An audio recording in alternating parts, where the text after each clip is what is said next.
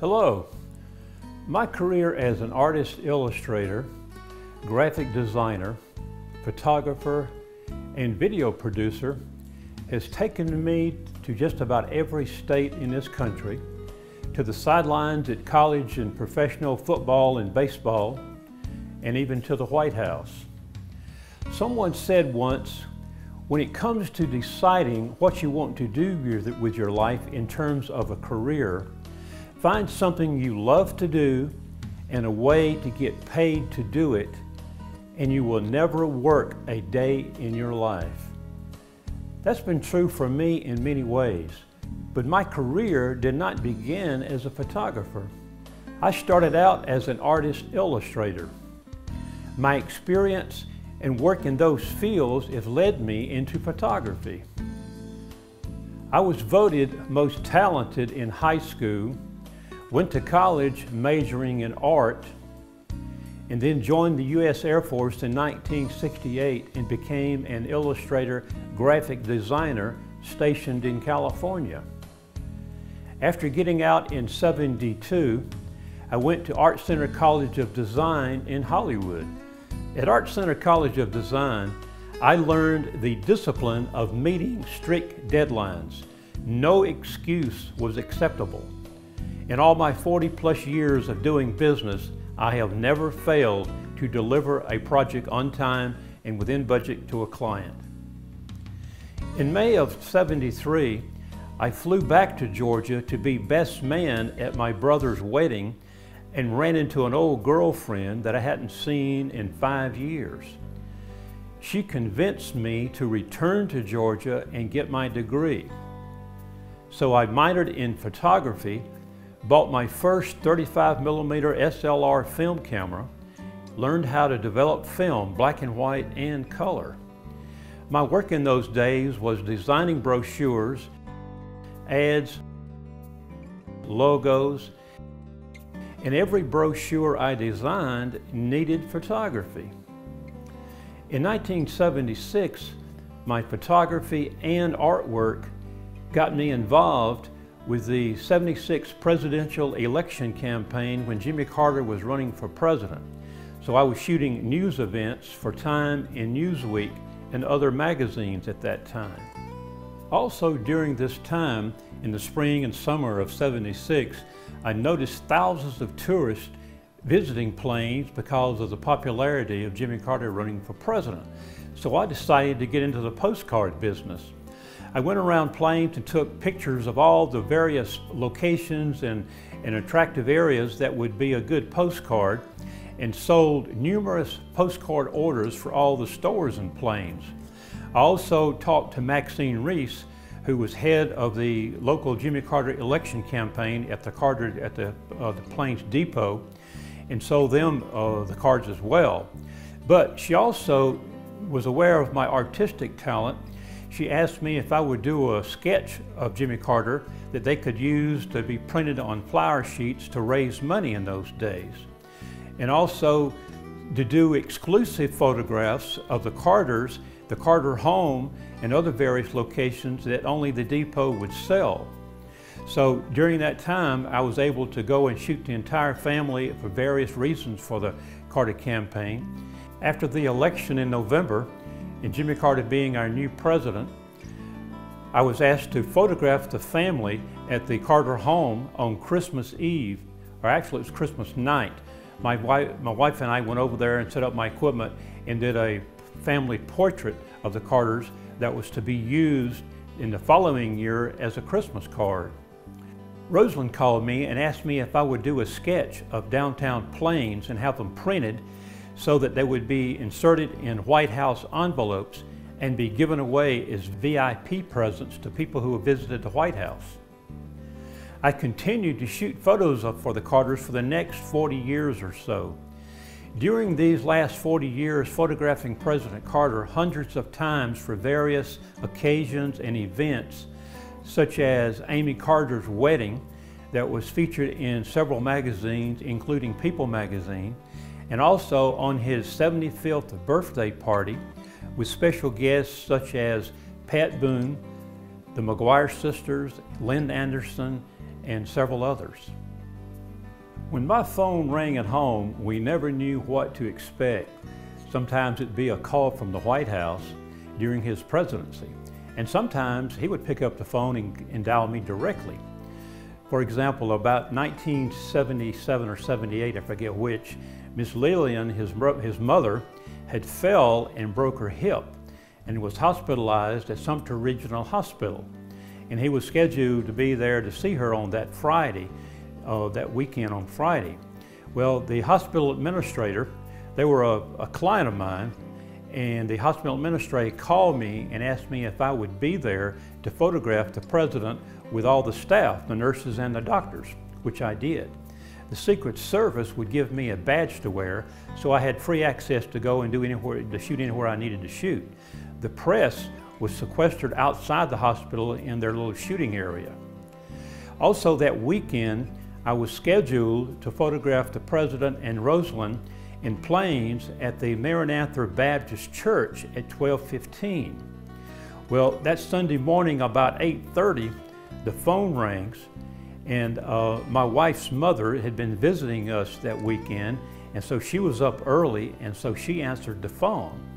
A few seconds after the phone rang, she's knocking on our bedroom door and somewhat nervously tells me, "Charles, the president is on the phone and needs to talk to you." He had needed to call me and let me know to be at the church at 10:15 instead of 12:15 because he needed to get back to Washington in the White House for some urgent business. So it was always kind of funny around my house when the phone rang. My wife and I would look at each other and not know really who it might be, because he's called me on several occasions to talk about different things, about photography or about other things too, but also about some schedules of stuff that we had to do. But anyway, it's just kind of interesting to have the President of the United States call you on the phone, I think. In 1985, one of my major clients asked me to help them produce a corporate video presentation to promote their business. So I wrote a script and worked as a director, working with a shooting crew, and also worked as a director on the editing process. That project got me into the video production business, producing corporate video presentations, training videos, safety videos, and television commercials. I also produced a number of videos for the Jimmy Carter National Historic Site. Here is a few clips from some of those videos. This particular area is that the people here know how to work. They were mostly raised in working families, and they are very accommodating to changing kinds of jobs. And with an outstanding vocational technical school and with Georgia Southwestern College, the preparation of our people can accommodate any demands by employers and changing times as history evolves in Sumter County. I've always been so proud that Georgia Southwestern was in our community. It gave me and my brothers and sister a chance to go to college too. I've been a supporter of Habitat for Humanity. I think it's really great what it does here in this country and in other parts of the world. And this was the first chance that I had to actually come here. Millard invited me, and invite and they will come. So here I am. The primary obstacle I had at the beginning was just nobody knew who I was. Nobody cared. And it had been more than 100 years since anyone from the Deep South had even been a serious contender for the presidency. Also, we didn't have much money. In the spring of 1981, I sent a color 35mm slide of a hot air balloon photo I had taken to the Rangefinder Professional Photography magazine. It became the cover photo in the June issue that year. The magazine also asked me if I would be a photojournalist and go to Cape Canaveral and cover the first space shuttle missions for the magazine and write an article about it. They also asked me to do an article on shooting sports. That article and photos led to me shooting sports for Inside Sports magazine, but shooting for 10 years, covering the SEC college football, the Atlanta Falcons, and the Atlanta Braves. And one year I shot the NAB final basketball game, asking me to shoot photos of two guys, which I was not much of a basketball fan in those days, but they wanted me to shoot pictures of Bobby Knight from Indiana, and also shots of this kid from North Carolina, number 23, Michael Jordan. As a photographer, there is nothing better than being on the sidelines at a ball game and getting paid for it. There are times in our lives when we come to a fork in the road of life. A decision to go this way or that way changes our future. As I mentioned earlier in this presentation, my girlfriend, who became my wife, convinced me to return to Georgia and get my degree, which I did. Well, at that time, when I was at Art Center, I had heard that Hanna-Barbera Productions was looking for artists and illustrators for a new TV series. I applied and got the job, but there was a writer's strike going on and couldn't start production until it was over. So I came back to Georgia. About 5 months later, the strike ended. The TV series was The Flintstones. My girlfriend and I got married about a year later and was married for a little over 20 years when she died of breast cancer in 1994. If I had stayed in California and went to work for Hanna-Barbera, I would have missed out being with her all those years and also not becoming a photographer. I would have missed out on shooting the President of the United States and being on the sidelines at football and baseball games, shooting sports, and also seeing my photographs in national magazines. My life would have been completely different. Also, I'd like to mention, as I was a member of the Professional Photographers of America and the Georgia Professional Photographers Association for over 30 years, I was featured in several issues of PPA magazine and was also asked to speak and give a presentation at several national conventions in Chicago, Atlanta, and Las Vegas. I would also like to mention here that most of my work in these last 40 years or so was always shot on film.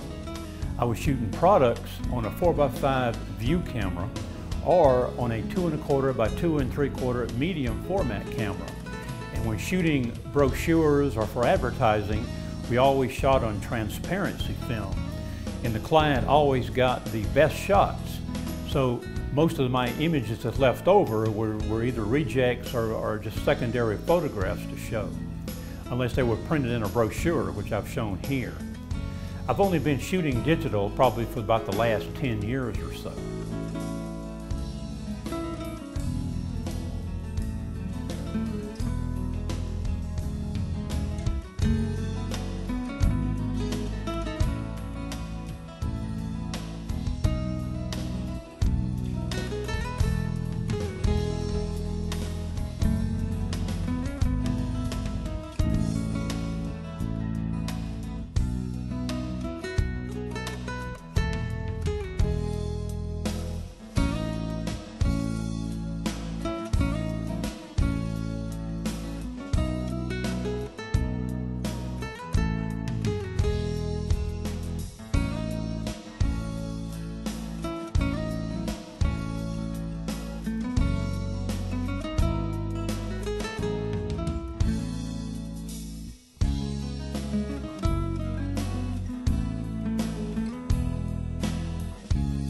As you've noticed in this presentation, I have a variety of subject matter in different products and clients over the years that I've photographed for.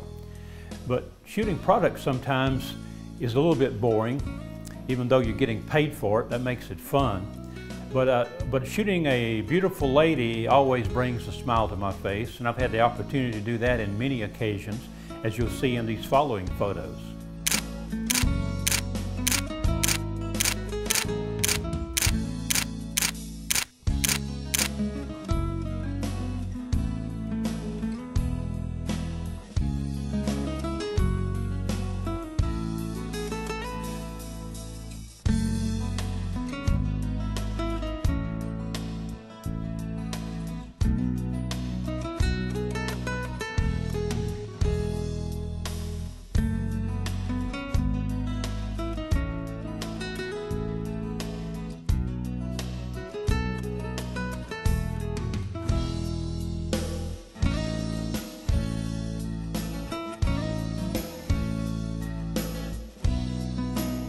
Another area of photography that I've gotten into over the years and really enjoy doing is shooting live concerts.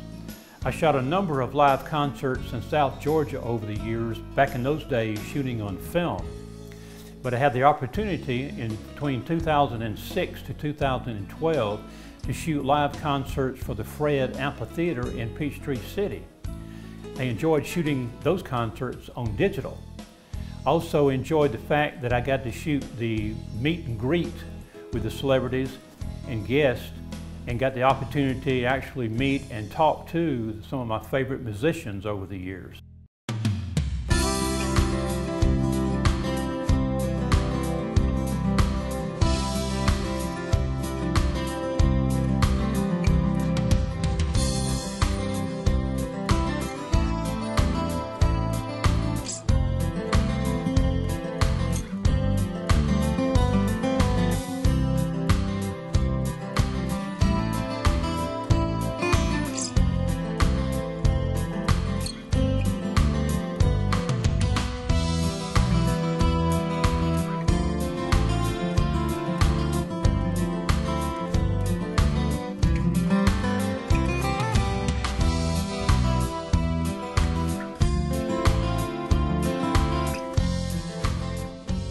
In conclusion, thanks for watching my video presentation.